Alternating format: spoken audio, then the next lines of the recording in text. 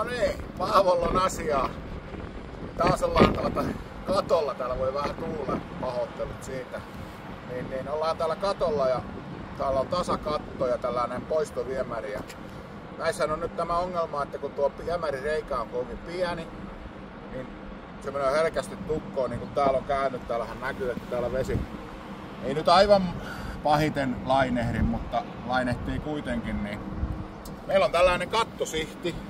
Eli tässähän on pinta-ala paljon suurempi ja vielä päältäkin menee vesi. Eli ei olla nyt siinä tilanteessa, mihin ollaan tuon pienen reijän kanssa. Eli tämähän nyt tästä putsataan. Otetaan vielä tuosta sitten lisää videota, kun putsataan ja asennetaan tää kattosihti. Niin näette, kuinka pienellä investoinnilla taas jälleen kerran pystytään iso vahinko välttämään.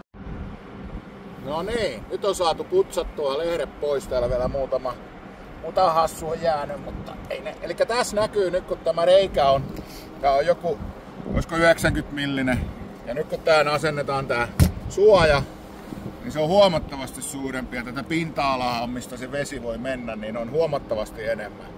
Että eihän tämä nyt sitä takaa, että kyllähän siellä katolla pitää käydä putsaamassa muuta, mutta antaahan tämä nyt hirmuisen suojan sinne katolle. Laajennetaan pinta-alaa merkittävästi.